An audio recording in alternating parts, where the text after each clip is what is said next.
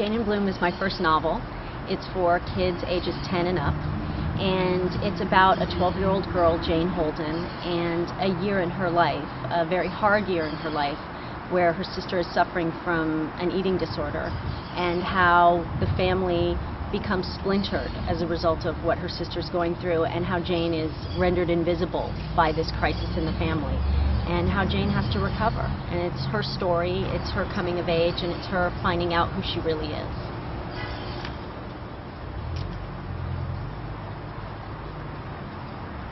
I saw a piece on television a long time ago about siblings, and it was about invisible siblings, the siblings of people who were going through problems. It wasn't necessarily an eating disorder. I chose an eating disorder in this book because it's so prevalent in our community right now, in our society with young girls. But it was people with drug addiction problems in their family, or divorces, or other things where kids felt invisible. And these were people who had grown up feeling invisible. And I wanted to write a story for the invisible people so that they could have a voice. So this isn't necessarily just a story about losing someone. It's also a story about feeling powerless and not being able to have any control over your life, and being thrown into a situation. It could be a divorce, it could be being with a parent that doesn't treat you well, it could be having an alcoholic for a parent, or having a sister or brother that's having problems in school, or disabilities, or anything like that. It's a wide range of problems that kids go through. It's about the one who is doing well. It's about the one who is invisible because no one has to pay attention to them because they're focused on the other problems in the family. And so I wanted to give that girl a voice and show how that girl can be courageous, and that girl can persevere, and that is going to be what makes her who she is in the end.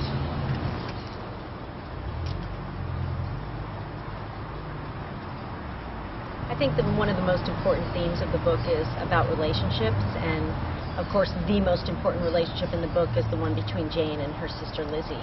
And of course I have a sister, so I tapped into that relationship when I was writing about it. But I think having a sister it's the most special relationship that you have in your life, because your sister knows you better than anybody, and it's a love that's unlike any other love that you have. So I really focused on that, and I used that when I was writing about how Jane feels about her sister. And I think anyone who has a sister, when they read this book, they'll relate to that relationship. Then the other relationship that's really important is having a mother figure, or an aunt, or even a family friend. Ethel becomes that person for Jane, someone that you can really go to when you need support, and who will really comfort you. And sometimes it's not the person that you think it is, but it's that person that fills a void in you. And for Jane, it's Ethel, who isn't even she's not a family member, she's just a friend of the family. But for her, she feels something in Jane, and she comforts her when no one else can. So I think that's really important, and I hope that when kids read this book, that one of the things that they'll take from it is that you always need someone you can talk to about the hard things in life, and you need to think of who that person is, and you need to remember that person when you go through the hard times, so that you can call that person up, because they'll always be there for you.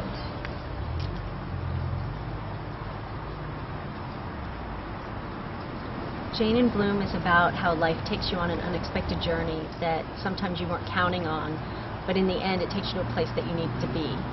And for Jane, it's not a journey that she wants to go on, but in the end she finds a piece of herself that she didn't have before she started. And I can relate to that because my life has taken me on an unexpected journey that's brought me to this place where I'm a writer, and I'm doing exactly what I've always wanted to do. I just didn't know how I was going to get here.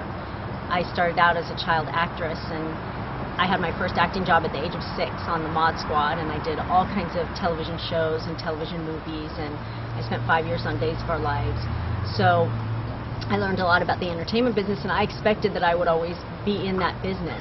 But then life took me on a different journey, and I ended up becoming a singer and a songwriter, and immersed myself in the music industry. And then my education took me in a slightly different direction, and I went to law school. So all those things combined, and at a certain point I turned around and said, this is what I want to do. I want to write books. I want to write books for children.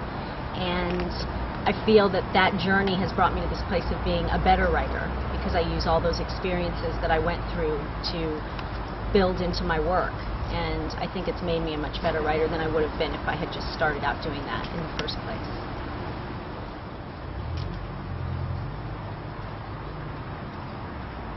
Because of my background background, I use lots of different visual elements. I use some photography, I use some art, music.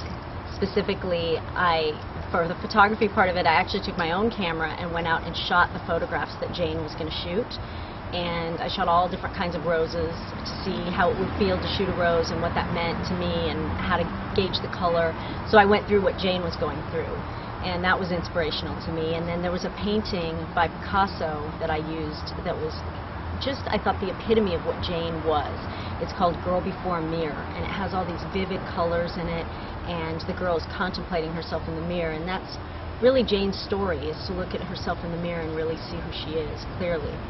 And then music-wise, Michelle Branch had the voice of Jane for me, and The Spirit Room I listened to over and over and over again, and that was just, it was like listening to Jane sing.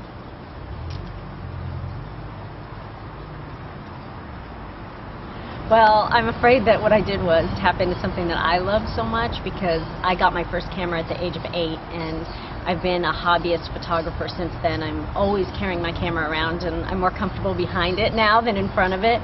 But I really, really love the idea that you can tell a story through photographs, and you can express things in photographs, and sometimes it takes you to another place while you're creating, and it's an instant reward that you get. So I wanted Jane to be able to have something that was visual.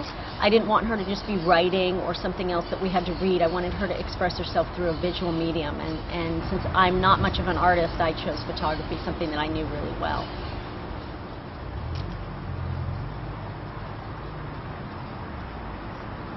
I decided to write for children because I wanted to write books that meant something to somebody, even if it's just one person that reads it. And the books that mean the most to me are still today the books that I read when I was between the ages of 8 and 12. And some of those books are Nancy Drew. I read every single Nancy Drew book and still love them. And Island of the Blue Dolphins was my absolute #1 favorite book. And I think that those books inspired me. They made me want to be courageous. They made me want to be brave. They made me want to try harder to be a person with integrity and values, and someone that I could really believe in. And so that was the type of character that I wanted to write, and I wanted to send that message out into the world. So I decided to write for the same kind of audience that I was when I read those books.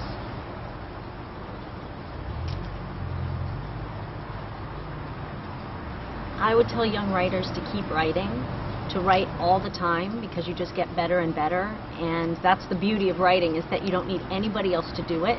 You don't even have to have a computer. You can write with a pencil and a piece of paper if that's all you have.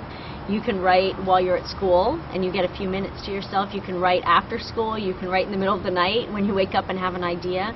It's always a good idea to keep a piece of paper next to your bed with a pen, because sometimes you wake up in the morning and you've had a dream, and it is the most wonderful story you could ever imagine, and 5 minutes later it will be gone. So I would advise you to always keep paper and pen next to your bed.